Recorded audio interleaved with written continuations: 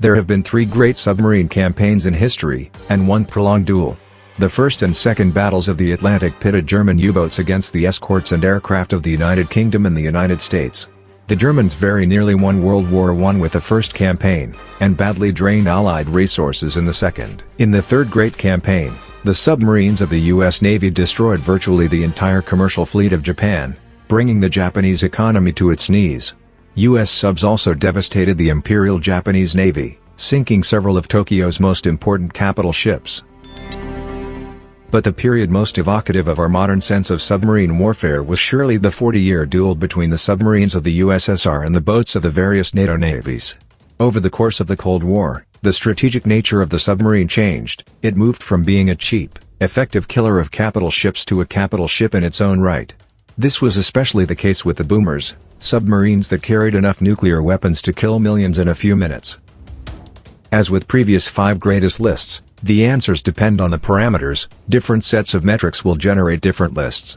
Our metrics concentrate on the strategic utility of specific submarine classes, rather than solely on their technical capabilities. Was the submarine a cost-effective solution to a national strategic problem? Did the submarine compare favorably with its contemporaries? Was the submarine's design innovative? And with that, the 5 best submarines of all time. U-31. The 11 boats of the U-31 class were constructed between 1912 and 1915. They operated in both of the periods of heavy action for German U-boats, early in the war before the suspension of unrestricted warfare, and again in 1917 when Germany decided to go for broke and cut the British Empire off at the knees. 4 of these 11 boats, U-35, U-39, U-38, and U-34, were the 4 top killers of World War I. Indeed, they were 4 of the 5 top submarines of all time in terms of tonnage sunk. The Type 7 boat U-48 sneaks in at number 3. U-35, the top killer, sank 224 ships amounting to over 500,000 tons.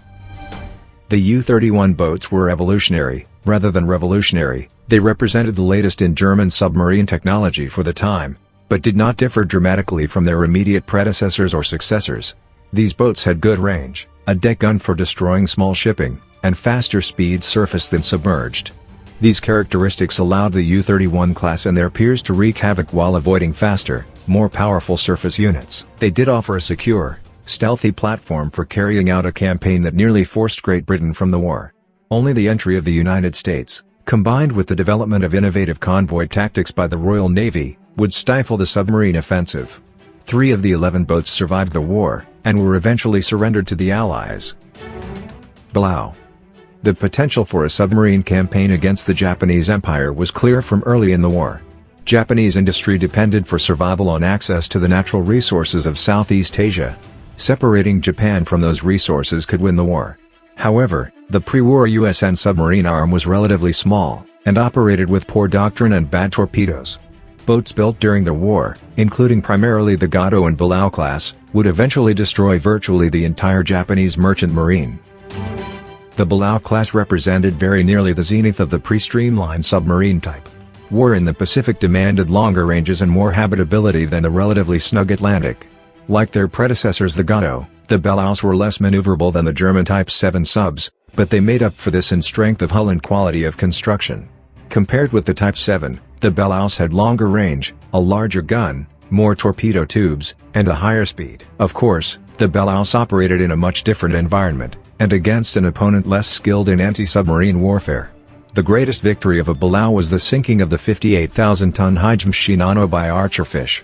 11 of 120 boats were lost, 2 in post-war accidents.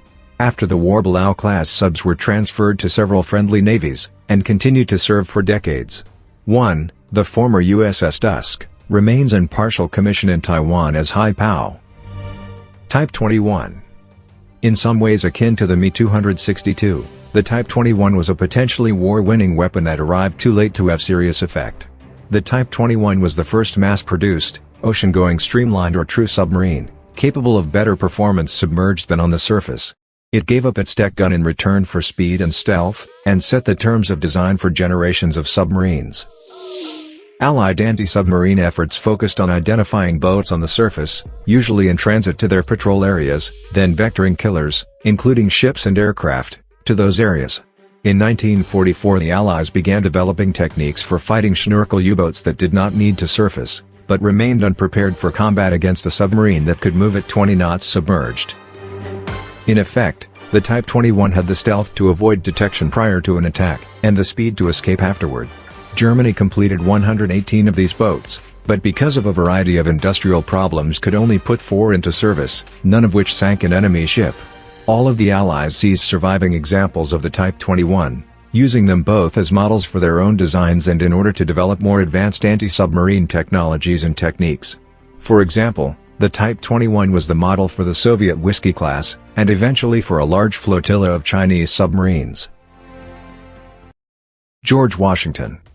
We take for granted the most common form of today's nuclear deterrent, a nuclear submarine, bristling with missiles, capable of destroying a dozen cities a continent away. These submarines provide the most secure leg of the deterrent triad, as no foe could reasonably expect to destroy the entire submarine fleet before the missiles fly.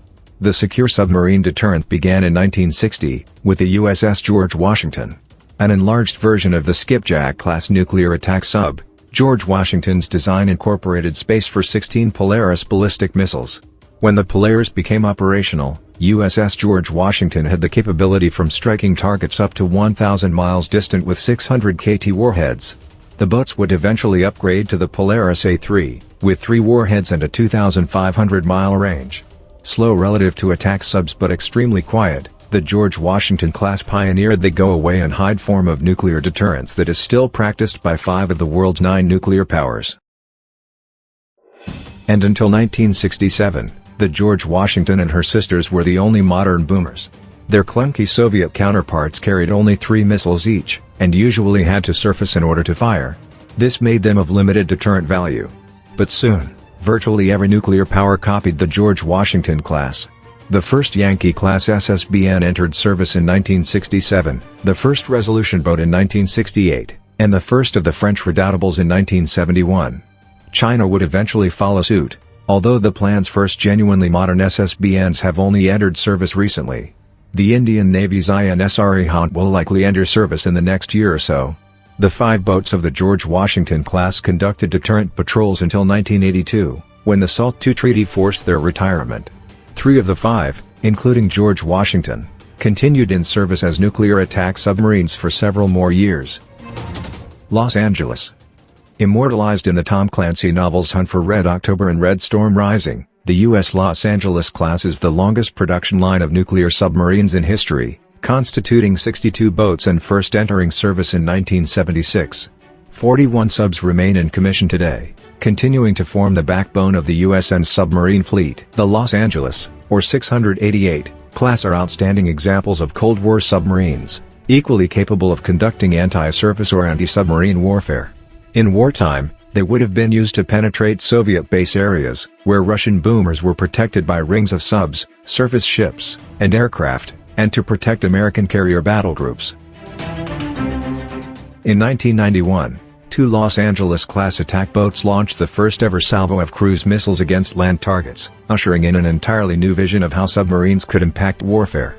While cruise missile-armed submarines had long been part of the Cold War duel between the United States and the Soviet Union, most attention focused either on nuclear delivery or anti-ship attacks. Submarine-launched Tomahawks gave the United States a new means for kicking in the doors of anti-access/area denial systems. The concept has proven so successful that 4 Ohio-class boomers were refitted as cruise missile submarines, with the USS Florida delivering the initial strikes of the Libya intervention. The last Los Angeles-class submarine is expected to leave service at some point in the 2020s, although outside factors may delay the date. By that time, new designs will undoubtedly have exceeded the 688 in terms of striking land targets, and in capacity for conducting anti-submarine warfare. Nevertheless, the Los Angeles class will have carved out a space as the subsurface mainstay of the world's most powerful navy for 5 decades. Conclusion. Fortunately, the United States and the Soviet Union avoided direct conflict during the Cold War, meaning that many of the technologies and practices of advanced submarine warfare were never employed in anger. However, every country in the world that pretends to serious maritime power is building or acquiring advanced submarines. The next submarine war will look very different from the last, and it's difficult to predict how it will play out. We can be certain, however, that the fight will be conducted in silence.